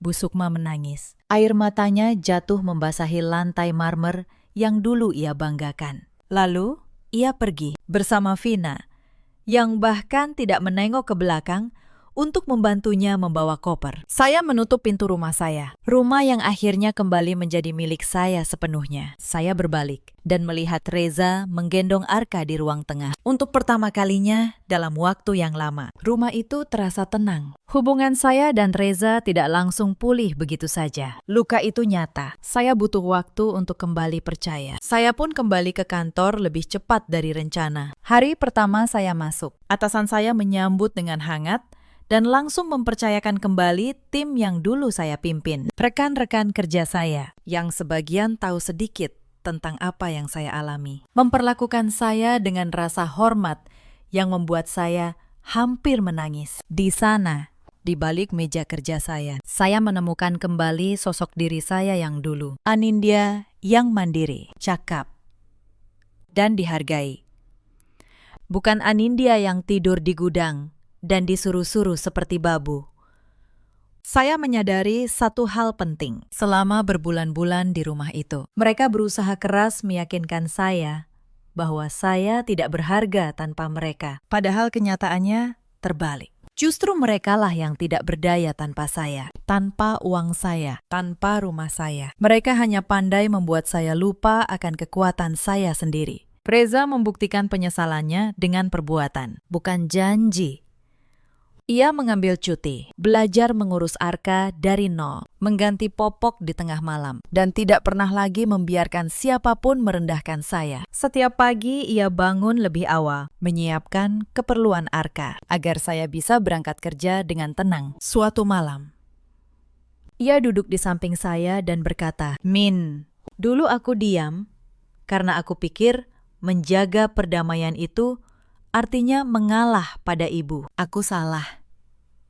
Perdamaian yang dibangun dari penderitaan orang yang kita cintai itu bukan perdamaian. Itu pengecut. Aku nggak akan pernah jadi pengecut lagi." Saya tidak menjawab dengan kata-kata. Saya hanya menyandarkan kepala di bahunya. Dan untuk pertama kalinya, sejak Arka lahir, saya tidur nyenyak. Bukan di gudang, tapi di kamar saya sendiri. Di rumah saya sendiri. Di sisi suami yang akhirnya kembali menjadi manusia yang dulu saya cintai. Beberapa bulan kemudian, saya mendengar kabar tentang Bu Sukma. Ia tinggal kembali di kampung, di rumah lamanya yang sederhana. Vina sudah lama pergi, mencari sasaran lain untuk ditumpangi, dan jarang sekali menghubunginya. Yang merawat Bu Sukma di hari tuanya. Ironisnya, justru saya. Setiap bulan saya mengirim uang dan kebutuhannya. Bukan karena ia pantas, tapi karena ia neneknya Arka, dan karena saya tidak ingin hati saya ikut mengeras seperti hatinya dulu. Suatu hari, Bu Sukma menelepon saya. Suaranya gemetar. "Nin," katanya, "kenapa kamu masih baik sama ibu setelah semua yang ibu lakukan?" Saya terdiam sejenak. Lalu saya menjawab, "Karena saya tidak mau menang dengan menjadi seperti ibu." "Bu, saya menang dengan tetap menjadi diri saya." Di ujung telepon, saya mendengar Bu Sukma terisak. Isakan seorang perempuan tua yang akhirnya mengerti terlambat bahwa harta yang ia kejar mati-matian tidak pernah sebanding dengan satu hal yang ia buang dengan tangannya sendiri. Penghormatan dari orang yang tulus padanya. Hari-hari saya kini berjalan dengan tenang. Setiap pagi, saya bangun di kamar saya sendiri, mendengar tawa Arka yang mulai bisa duduk, dan melihat Reza menyiapkan sarapan untuk kami bertiga. Rumah di Pondok Indah itu tidak lagi terasa seperti penjara. Ia kembali menjadi rumah. Tempat yang hangat, tempat saya bisa bernapas. Saya kembali bekerja dan kembali dipercaya memimpin tim di kantor. Angka-angka, neraca, dan dokumen yang dulu hanya pekerjaan saya, ternyata adalah perisai yang menyelamatkan hidup saya. Saya sering merenung, seandainya dulu saya menyerah pada tekanan Bu Sukma, seandainya saya benar-benar berhenti bekerja, seandainya saya tidak menyimpan setiap bukti dengan rapi. Mungkin hari ini saya dan Arka sudah berada di jalanan, tanpa rumah, tanpa apa-apa. Kemandirian seorang perempuan bukanlah keangkuhan. Ia adalah harga diri, dan kadang ia adalah satu-satunya penyelamat. Cerita ini mengajarkan kita banyak hal. Jangan pernah meremehkan ketenangan seseorang. Diam bukan berarti lemah. Kadang, orang yang paling banyak bersabar adalah orang yang paling kuat, karena ia sedang menunggu waktu yang tepat untuk berdiri. Dan jangan pernah dengan tangan kita sendiri membuang orang yang tulus mencintai kita demi keserakahan sesaat. Di luar sana, ada banyak perempuan yang mungkin sedang berada di posisi saya dulu. Diperlakukan seperti pembantu di rumahnya sendiri. Disuruh diam demi menjaga keutuhan keluarga. Dipaksa menyerahkan hak yang dengan susah payah ia perjuangkan. Jika kalian salah satunya, ingatlah ini. Kebaikan hati kalian bukan izin bagi orang lain untuk menindas. Pertahankan kelembutan kalian, tapi jangan pernah serahkan harga diri kalian. Ada juga banyak suami seperti Reza yang awalnya memilih diam karena takut menghadapi orang tuanya. Kepada mereka, ketahuilah, menjaga perdamaian dengan mengorbankan istri dan anak bukanlah kebijaksanaan, itu adalah pengkhianatan yang dibungkus kata berbakti. Keberanian sejati seorang lelaki bukan saat ia menuruti semua kemauan ibunya, tapi saat ia berani membela yang benar, sekalipun itu menyakitkan. Dan ada pula para ibu mertua seperti Bu Sukma yang karena rasa takut kehilangan kuasa atas anaknya, justru menghancurkan keluarga anaknya sendiri. Mereka lupa, kasih sayang tidak diukur dari seberapa banyak harta yang bisa direbut, melainkan dari seberapa tulus hati yang bisa dirangkul. Bu Sukma mengejar sebuah rumah dan kehilangan keluarga. Ia membela putri yang serakah dan kehilangan menantu yang tulus. Itulah karma yang ia ciptakan dengan tangannya sendiri. Hari ini, Bu Sukma menjalani masa tuanya dalam sepi di kampung. Vina menghilang entah kemana, muncul hanya saat butuh uang. Sementara saya, Resa, dan Arka hidup tenang di rumah yang dulu menjadi medan perang itu. Saya tidak menyimpan dendam. Saya memilih untuk tetap mengirim kabar dan bantuan untuk Bu Sukma. Bukan karena saya lupa, tapi karena saya memilih untuk tidak menjadi seperti dia. Dalam hidup, kita selalu punya pilihan. Pilihan untuk membalas kebencian dengan kebencian, atau membalasnya dengan tetap menjaga kebaikan dalam diri kita. Saya memilih yang kedua, bukan karena mereka pantas, tapi karena saya tidak mau kehilangan diri saya sendiri dalam perjalanan menuntut keadilan. Bagaimana menurut kalian? Sahabat cerita, apakah keputusan saya sudah tepat? Atau kalian punya kisah serupa yang ingin kalian bagikan? Tulis di kolom komentar. Cerita kalian mungkin menjadi kekuatan bagi orang lain yang sedang berjuang dalam diam. Jika cerita ini menyentuh hati kalian, jangan lupa